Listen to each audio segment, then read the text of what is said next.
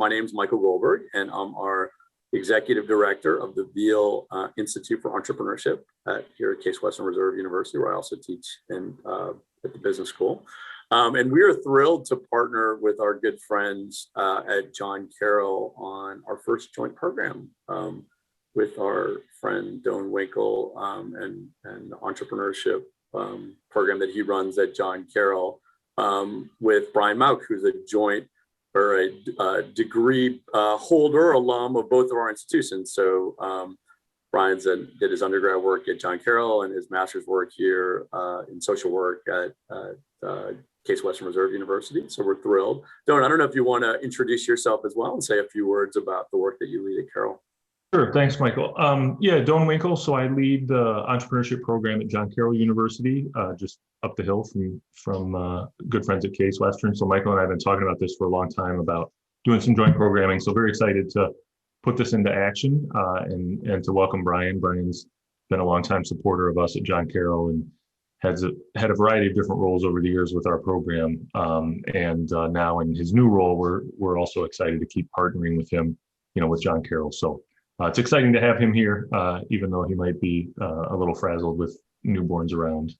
So we appreciate the program and the opportunity. Great. Thanks, Doan. And the format for those that are new to our speaker series is that we always have a student from Case Western Reserve moderating, and we're thrilled that Juliana, who's a senior heading out on the job market soon, maybe after today's moderating, you can get a job, moderating, presidential debates or great speaker series. But Juliana, thank you so much for moderating. The format will be Juliana will sort of lead the conversation with Bryan. If you're on Zoom, just let Juliana know by putting a question in the chat. And if you're watching on or raising your hand, and if you're watching on LinkedIn, just put a question in the comments, and Doug and I will be monitoring, and we'll make sure we feed them to Juliana. So Juliana, over to you. And Bryan, thank you again for taking the time. All right. Hello, everybody. I'm Juliana, as you said. Bryan, I just wanted to start with having you tell us just a bit in general about yourself, and also about what PCs for People is and what work you are doing there. Yeah, sure. So I am currently the Chief Innovation Officer at PCs for People. It's kind of awesome. My job is to come up with largely new programs and new initiatives that have some strategic value for our mission, which is a blast. So real briefly, PCs for People it works to bridge the digital divide. We do three things. One is computers, devices, internet, and then tech support. So we do computers through refurbished computers from corporations. There's tons and tons of computers that corporations, when they're done with, they just melt them down or recycle them. And they have got lots of useful life still left in them. So we actually are a Microsoft authorized refurbisher and are able to refurbish hundreds of thousands of computers. And we do so. And then the idea is to do it in a social entrepreneurship manner. So instead of just giving them away and then going out of business, we are a nonprofit organization, but we have a very small nominal cost associated with them. So $30 for a desktop, $50 for a laptop. And that lets us buy the parts we need to refurbish them and the labor to do it, and makes us largely on the whole a sustainable business. All right. So before COVID, 96% of our income came through those $30 and $50 computer sales, which is pretty cool. Then we also do the internet, hotspots on the Sprint network, but then we also are building our own 4G LTE network, which is really cool. And then, of course, the last piece is a computer with the internet is worthless a week later when you get your first virus. So we do the tech support and warranty work to support that. So that's just a little bit about, I guess, what PCs for People and me is. Perfect. And I want to go off for a second and ask a little bit about your education and your leadership background. What led you to be drawn towards nonprofits and to your master's in social work? Yeah, sure. So I was in the Jesuit vacuum for about a decade, which was awesome. I went to St. Ignatius and then John Carroll. And at Ignatius, there was this really cool little program called Labra, which is at actually Case and John Carroll now. But it's a ministry where students visit homeless individuals who live on the street. They go under the bridges and alleyways and things like that. And they bring food, but the real goal is building friendship and social relationships and support with the individuals who are homeless. So that was a ministry I got exposed to at Ignatius, helped bring to John Carroll, and then Case when I went there. Yeah, so that kind of kept me grounded, and that real Jesuit philosophy of doing things for the greater good and for the community had always kind of been part of who I was. And it was senior year of college at John Carroll. And this was right when the housing for collapse happened. And I had all this, we were working with the homeless, and I was up on my soapbox, and I kept saying things like, if I only had the money, we could fix up these homes and give them to homeless folks and teach them how to do construction skills. It would be great. And then someone called my bluff and gave us $40,000 to get started. And I joked that was social enterprise number 0001 for Bryan. So I pretty quickly had to figure out how I was going to run this nonprofit that just got started. So that's where I enrolled at Case in the M&O program, the Masters in Nonprofit Organization, which is a hybrid between Weatherhead and the MSASS, Social Work School. So it was night classes on how to run a nonprofit, and then daytime actually doing it out in the field. And did that for a couple of years, and we rehabbed a bunch of homes in the Slavic Village neighborhood. And then, after that, my wife was in Chicago finishing her law school degree. So I moved out there to follow her. And I ran a homeless shelter for Hispanic families. I learned Spanish, which was interesting. And then when it was time to come back to Cleveland, joined Lutheran Metropolitan Ministry as the director of social enterprise, which was a blast to just create businesses that provided jobs and job training opportunities for a variety of folks, from homeless to reentry and at-risk teens. That's kind of the arc. And what advice would you have to people who are looking to work in management and in nonprofits? Yeah, let's see. So the nonprofit management, it is fascinating. I think as a social entrepreneur, there is the entrepreneurial desire to go really quick and try things and experiment. That's just kind of, entrepreneurs, we have our business plan and life is wonderful. And then as soon as you start to execute, things change almost immediately. And it's a fluid and dynamic situation, right? And that's where you need to be quick and reflexive. But the nonprofit world just does not move that fast, right? like in the continuum of flexibility and spryness, there is, private industry, and then there's nonprofit, and then there's the government, right? Like we're just a little bit faster than the government. So I think that is one of the biggest challenges is finding that cultural balance, both in speed, but also in running a business that does good. Keeping staff and volunteers focused on the mission when there is financial metrics that are a huge pressure, right? So our goal is to at any social enterprise, but at PCs for People, right? It is we generate revenue through selling computers, so there's pressure to sell computers, but it's keeping that not as a financial pressure to use car salesmen the heck out of people and not getting computers, but this is our mission, is to connect people, right? And keeping that staff grounded in the mission that drives the financial results.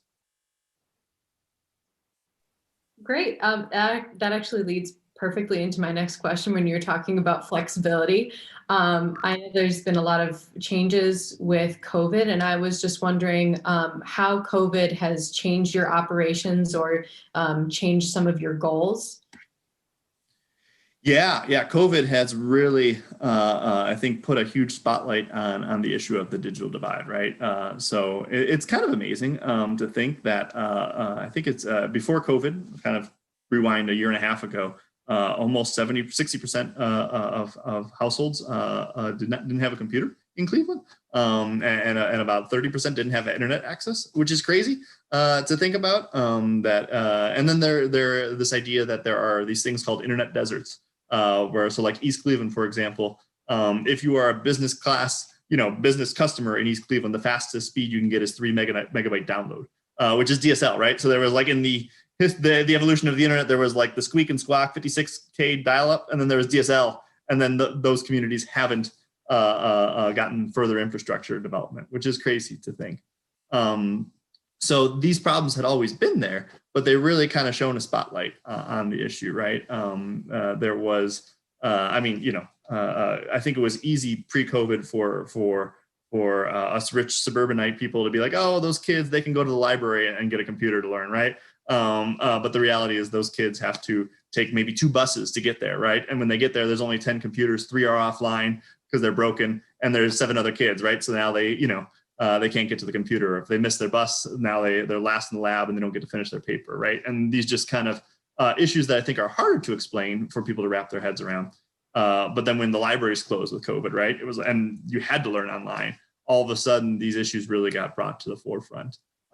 So from just a straight like hard metric standpoint, everything went up 4 to 5-fold, sometimes 10-fold.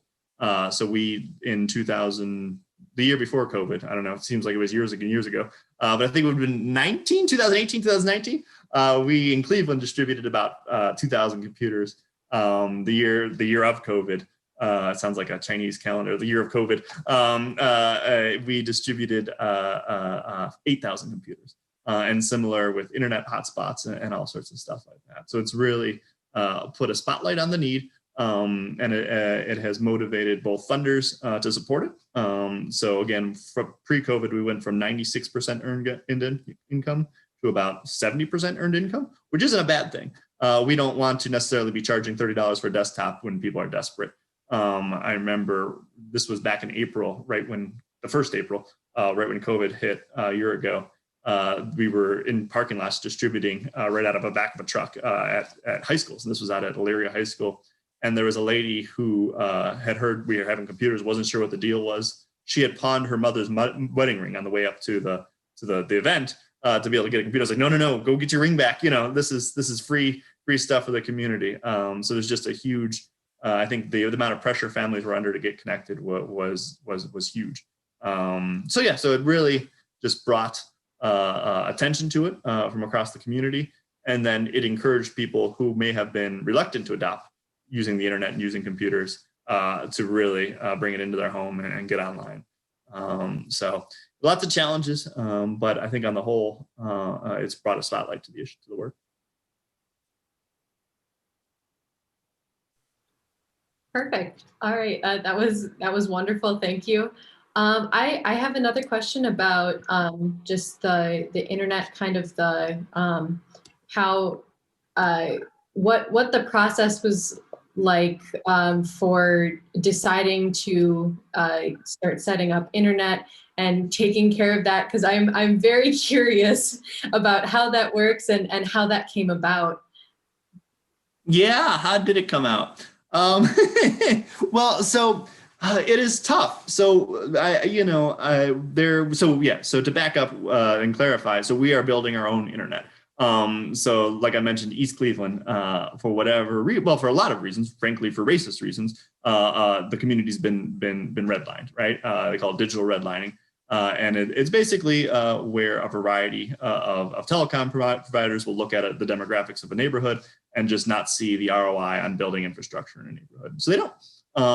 And that's not, that is just not fair, because as we look at internet as basically a basic utility, right? And then the economic barriers that come from not having it, the educational barriers from not having it, it becomes a real social justice issue. So there's these communities that have no access to it, and then there's communities like across Cleveland where they might have access to a cable provider, but it's $60, $70, $100 a month, and it's not affordable. So this idea of having an affordable option that is accessible to people started percolating, and we have a variety of different programs we work with. So at PCs for People, our top priority is to get people connected to an existing ISP. We don't want to have to build our own internet. We'd prefer strongly not to. And I always say that if anybody, any ISP wants to come and set up shop across the street and do $14 a month internet, we would happily pack up our stuff and leave. And that is an opening invitation. But nobody's taken me up on that. So we came with this idea that, if there are communities where nobody wants to invest, then we'll go into it and we'll build our own.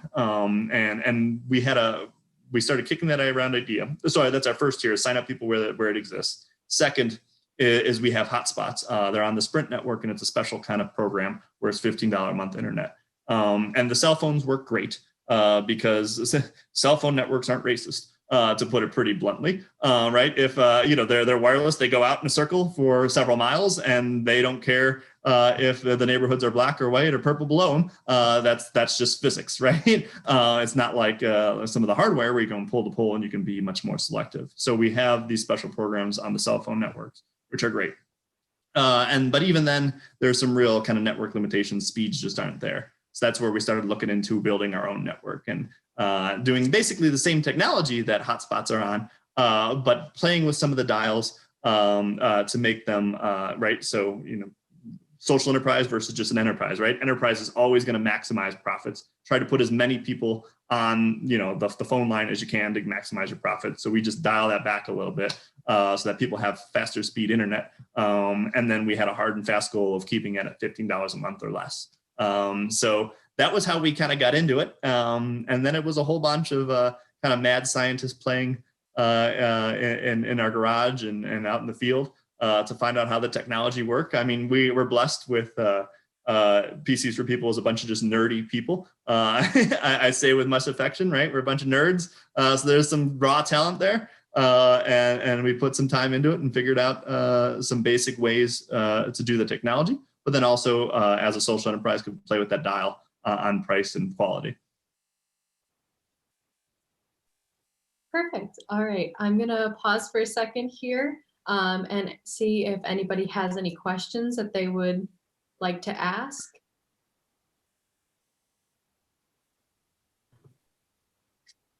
Michael? Great. Thanks, Juliana. Great job moderating. Bryan, thank you again for doing this. For those who joined late, Bryan has a 2.5-week-old addition to his family. My colleague at the Weatherhead School of Management, who runs our Fowler Center for Business as an Agent of World Benefit, Megan Buchter, who may be watching, had her second baby 2 days ago, so a future play date.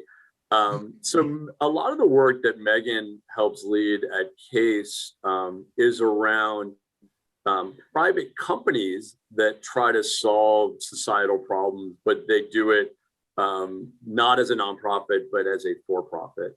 Can you talk a little bit about, and it's interesting, I mean, your own journey kind of working in the NGO space to help solve problems. And I'm sort of curious, both, it looks like PCs for People is a 501c3 nonprofit. I'm curious if you can talk a little bit about, as a social entrepreneur looking to solve problems in the community, the decision to try to solve those problems, in this case, as a not-for-profit, versus perhaps in other cases, things that you've looked at or other ways that social entrepreneurs are solving it, where they're starting up a for-profit business to try to solve that same problem.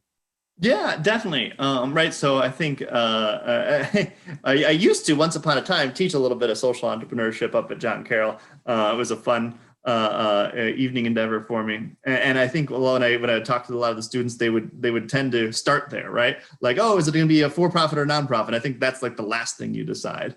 And for me, going for-profit or nonprofit really, I think feeds from the business model, specifically, how you're going to raise capital, right? So, nonprofits have grants and PRIs and all sorts of like donation and like free money available to them. But there's, there's no such thing as free money, right? There's outcomes and goals and metrics and with all, that come with that, and milestones that are all usually attached to grants, and that slows you down, that loses flexibility, right? The idea that if you want free money, and you want to get it from a foundation, you've got to write a proposal, right? You've got to wait for that proposal to be reviewed. That's quarterly reviewing, and then you get the money 6 months. So 6 to 12 months later, you're getting the money. So, and many times opportunities have moved on, right? So it's free money, but it's slow and comes with a cost. Where on for-profits, right, you can go debt and equity financing, and you're as long as you can justify the numbers, you're your own master, and can move much more quickly. And even scale quicker, right? If you can justify the market capitalization, you can get the equity or the debt and move, right? So I think that's the big thing. Where I've seen some really cool social enterprises that have scaled and been intentionally structured as a for-profit were during the housing collapse, right, where you could use the equity that you have in the various properties that people were rehabbing and be able to use that to scale, right, and take some financial risk that way instead of grant writing and all that fun stuff. So yeah, so for me, it's the same kind of structure. It's just really, it comes down to how you're going to get your money, right? When you want to scale, is it write a grant or is it, go out for shareholders?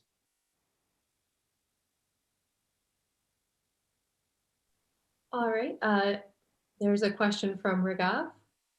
Hey, I'm a master's student at Case, about to finish my computer engineering, and what you were saying about public policy and kind of like the redlining is something I've been reading a lot about. And my question was, what can you do kind of at a grassroots level to change that? Because it feels like PCs for people and stuff that I want to do is kind of the symptom. And I wanted to know if there's some easy way to also get at the cause, which is the policies that'll enable things like digital redlining. Yeah, no, it is fascinating. Do I have a minute to get up on my soapbox? Yes, please. I think so, and we've been really chewing with this with a couple different states that we work with, and on the advocacy side of what do we advocate for, right? So a lot of the money is going towards nationally investing in our fiber backbone. Right, which sounds really wonderful and great, right? Like fiber is scalable, and you as long as you have the line and you can keep it upgrading the equipment on each end, you can scale it almost to infinity, right? Faster and faster blinks. But if that fiber doesn't make it to the household, if it's just making, so they have fiber to the neighborhood, fiber to the block, fiber to the household, right? If it's not making it to the household, which there's not enough money right now to do, even with massive stimulus coming through, you're just upgrading the backbone, which is nice, but that goes back to for-profits, just being for-profits, are always going to try to maximize their profit, right? So that just means that they'll put, and if now we have a capacity for 100 people, what was 100 people on a line, and now we have 1,000 people on a line, that means they're just going to put 1,500 on that line, right? Right? And you're still going to have the slow network, right? What I've been explaining to folks, and again, the COVID has really brought this to light on the suburbanite level. Is this idea of network network contention ratio? It's oversell is the layman's term, right? So the way internet service companies make their money is they buy a gig, and we'll say that gig costs, if you were to buy dedicated internet, it's about $2,000 a month. That means I get a gig a line, and it's sitting there idle if nobody's using it, and it's all me and mine. But the way they make money is they share that, right? So they take that same gig and they might sell it to 20 different customers, 20 different business customers. And all that stuff. And then for residents, they send it to maybe 100, 200 different customers, right? So that works as long as everybody doesn't use all their internet at once, right? So that's why, if you have cable, it speeds up to 100 megs, because that's what they'll throttle you at, but it's what's available based on your block, right? So, so when COVID hit, all the suburbanites, we all went on Zoom and we all started using the internet that we had. And that's where you saw how brittle that backbone was, right? And how oversold it was. So people keep saying, 25 meg speed isn't enough. I need to upgrade to 100. I need to upgrade to a gig, right? You don't need a gig. If you are buffering Netflix, that means you're not even getting 6 megabyte download speed, right? Which is crazy. So you don't need a gig. You just need 10 meg that you're not getting. So when you upgrade your plan, you're not upgrading your speed, really. You're upgrading your priority, right? You're going from coach ticket to first class. And that's where it becomes a social justice issue, right? The haves are able to get the priority, and the have-nots sit and they have the same slow speed. All right, so circle back to how do we advocate for a solution that doesn't just perpetuate this problem, right? That gives your incumbent ISPs more and more capacity to oversell, and then still give that priority out to the rich and slow the poor. And I haven't quite figured that out. New York is doing a really cool thing where they just set a minimum. You have to have a $15 a month plan, which is spectacular. And it has to have at least the federal broadband definition of 2510, which is great. So at least, we have this definition of an affordable plan that has to exist, that they have to offer. But again, my concern on the back end of that is what will that oversell look like, right? Now they're being forced to do something they don't want to. My guess is they're not going to make it the best service because they want you to upgrade from the $15 a month to the $50 plan. So there's been some talk about having it be a ping, a minimum ping, right? Which is a loose definition, loosely relating back to that oversell and how many people on it, right? Ping is if you ping the ISP and how quickly they get back to you, and it's measured in milliseconds, right? So having a minimum ping definition is a good start. There's some, you would have to vary it by type, right? So fiber is going to have your lowest ping cable, and then your wireless is all have different milestones, but it's that's a good start too, right? So I think having the idea of a minimum plan and then having some sort of minimum quality standards. I think you need to have those two pieces when you're looking at advocacy, and then specifically what do those look like? And I leave those up to better experts than me. All right, perfect. And so now we're going to move on to a question from Marcus and then Rika. Please introduce yourself a little bit before you ask your question. Sure, thank you. My name is Marcus Glanton. I'm with Growth Opportunity Partners here in Cleveland, a nonprofit. And so, Bryan, it's great to hear you break down these things because I don't think I really understood how all the ISPs and the technology work. So it's great to hear that. Just curious to hear, kind of as we come out of COVID, what is your organization's top priority right now, and what are you guys focusing on? Yeah, let's see. So as we come out of COVID, I guess from a business perspective, we are focusing in on translating all the momentum we've got into something sustainable, right? So we've almost quadrupled in budget size, which is spectacular. But I think, not to get too down on the world, right? We all have short attention spans, right? As a society, we get bored quickly and move on to the next social justice issue. And I don't know if it's ADD or it's just too hard to take everything in, but how do we take our brief moment of national attention and make that into something sustainable, right? And how do we invest the extra revenue we've got coming in into something that can sustain itself, right? So I mentioned we went from 96 earned income to 70, which is a historical in 20 years, we've never been at that kind of a ratio, which is even a ratio at 70% earned income. That's one many nonprofits would die for. But for us, it's a little, how do we keep that momentum going? And then from a programmatic standpoint, our big focus is, it's been pretty linear, right? So for the last year, the focus has been getting people devices, right? Schools needed Chromebooks and computers. Starting April 17th or whatever it was when the shutdowns happened. So we've been really heavily on ramping up our production, ramping up our sourcing. In Cleveland, there was a spectacular organization of the Fortune 500s because there was a time, and there still very much is a challenge, you couldn't even buy computers, right? If you had all the CARES Act money coming through, districts had hundreds of thousands and even millions of dollars to buy Chromebooks, and you couldn't, right? So CMSD had bought, I think it was 12 or 14,000 Chromebooks. I think it was HP. I don't want to hate on anybody, but whatever HP, Dell, whoever it was, canceled the order last minute and said, no, we just don't have enough. Right. The semiconductors don't exist in China. They want the touch screen, there's a crystalline silicate something or other that they have to mine more, right? The global infrastructure wasn't there. So that was where we got corporations that were retiring their computers to be able to give them to us, right? And that was the only source of computers for a little bit. So that kind of our initial response was that devices, and now we've moved into kind of phase 2, which is the internet, right? And really scaling up. Now people have a device, but they have slow internet or no internet. How do we get them get that connected, right? During another fascinating statistic, Cuyahoga County Library, they kept their Wi-Fi on in their parking lots. They had 70,000 individuals log in their parking lot for Wi-Fi over the course of COVID, right? Which is insanity, right? People were driving to the library, camping out in the parking lots to be able to get internet, right? So moving people from those kind of emergency internet connection options into something that's a bit more permanent, right? And that is helping people sign up for EBB with Spectrum and AT&T, helping people get on the low-income cell plans, and then building our own where there's no other option. And I think that's the arc that we're in. And then me looking forward, the next step that we're really starting to push on a community-wide and even nationwide platform is now we've got people connected, we've got people with devices. We got to make sure they know how to use them, right? I mean, like, in Cleveland, we dumped about 60,000 devices not PCs for people, but as a community, right? Between the schools and us and everybody, about 60,000 devices and internet connection into the community. And, there is a wide variety of digital literacy, right? Our most common call from people is, hey, I just got a computer from you guys yesterday.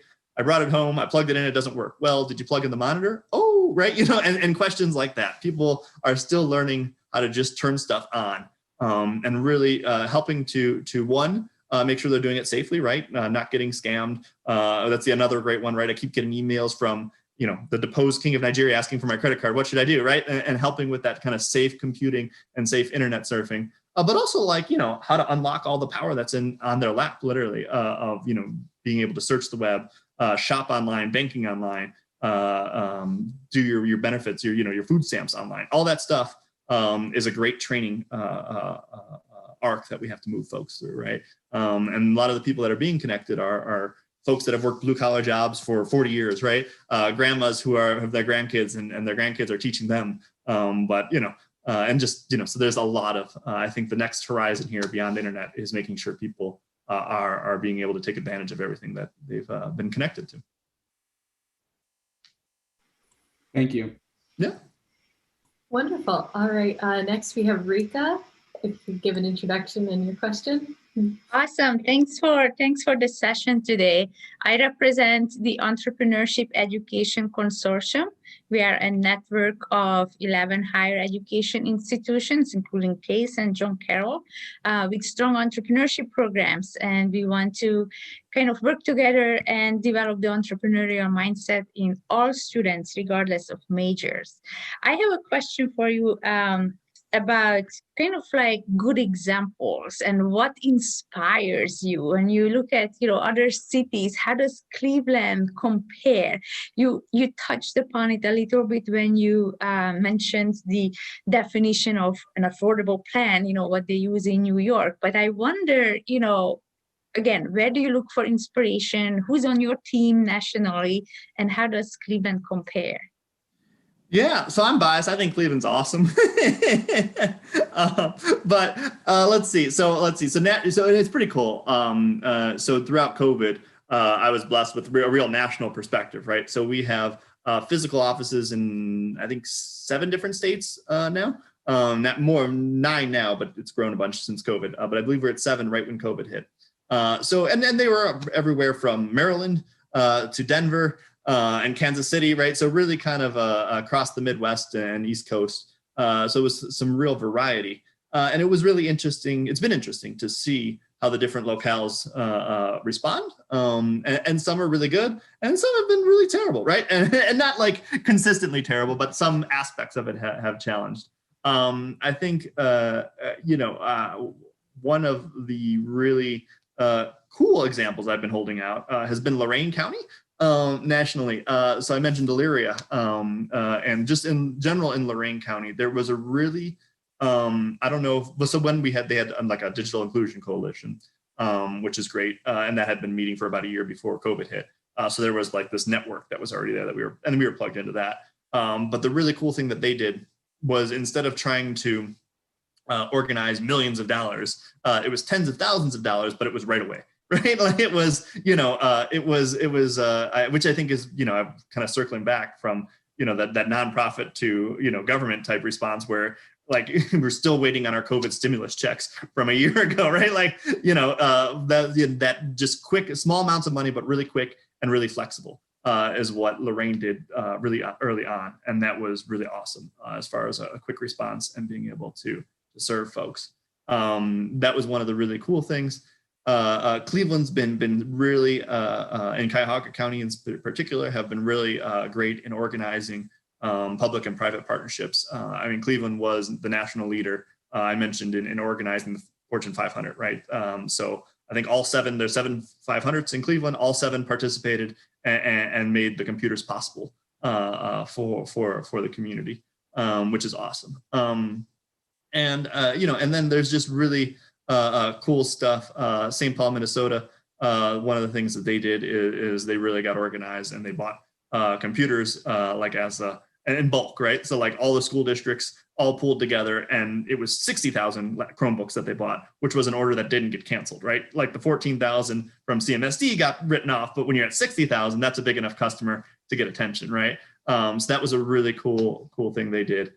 Columbus is doing really cool stuff on building their own city fiber network, which is really innovative. And then they have, I think, 3 or 4 different wireless pilots going on right now. That is awesome to hear. Baltimore is doing really cool stuff with their school districts and trying to pump out internet from the school sites. So there's lots of cool stuff going on, and a lot of good examples. But Cleveland's been on the forefront. We've won a couple ones, right? We've been behind on some stuff, but I'm really proud of some of the great things we've been able to do. And that's from organizing. I mean, there was the Rapid Response Fund and Digital Inclusion Fund that the Cleveland Foundation helped to do. There was the Greater Cleveland Partnership that helped to organize the corporations in a computer drive. And just, our sports teams have stepped up. Really, really great stuff across our community, which has been awesome to see. And then not to get too sappy here, but there was some cool stuff throughout COVID to see, like, these businesses all organizing and such, but also on a more micro level. So the global supply chains were all jacked up, right? And just didn't have stuff. And people needed little wireless adapters, right? That would go into their computers so they connect to the internet. And you couldn't get them, right? Everybody in the world was buying them and they just weren't available. So I remember we were doing an event, we were distributing 150 some computers and we had like 30 of these wireless adapters and everybody needed one. So we just put them out in a bowl, right? And said, take it if you need it, basically. And, we don't have enough, take it if you really need it, you're welcome to it. And it was like a loaves and fishes moment, right? Not only did we have like 5 left at the end of the day, but there was like $100 in cash in the drawer that people just threw in there for us, right? And these are all folks that are extremely low income, under 200% of the poverty line, and they were all chipping in $5 just to help pay it forward and stuff. So just there's been a lot of really cool moments like that across the country of businesses, of philanthropic groups, and just individuals helping each other out and being awesome, right? So. Wonderful. All right. I think we have time for one more question. Is there anybody else that has anything that they'd like to ask?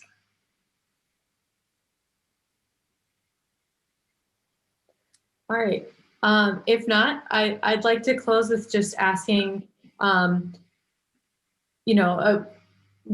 is the outlook for social entrepreneurship? What do you think that either the government or society, just any person could do to encourage more social entrepreneurship?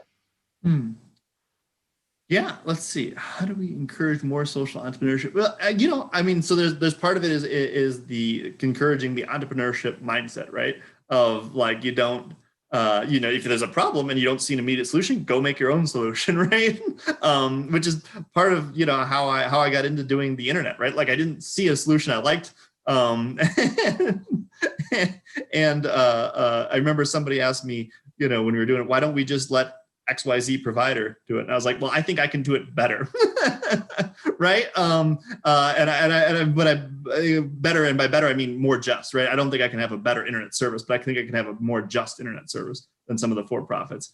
Right. And I think encouraging people to take that mindset, right? There's a problem out here. Nobody else is fixing it. I can do it better. There is, I don't want to say, I guess it's a little bit of cockiness, right? To say that I can do it better than XYZ national company. But having that confidence and that creativity to be able to look at a problem and say, hey, I think I can do this and I can do it better than what people are doing right now. Because I think there's a lot of, in the nonprofit world, a lot of, and I say this with affection, a lot of do-gooders, right? A lot of folks that want to do something good with their life. And I think if we can arm those do-gooders with that critical thinking and that entrepreneurship mindset, right, we can make some really awesome changes in our community, right? And that's a little awkward, right? A lot of folks get into the do-gooders. There's, and it's even awkward for me to say this, right? There's a lot of humility, right? You want to be just a humble do-gooder, helping serve, and they don't like to be in the spotlight. And there's a lot of timidness about that, right? but that entrepreneurship stuff that, sees a problem, gets noisy about it, and gets busy about a solution, right? So I think that that kind of cultural shift, and that's what's really cool to see Case and John Carroll instilling in folks, and obviously instilled a whole bunch of that into me. So it's really cool stuff.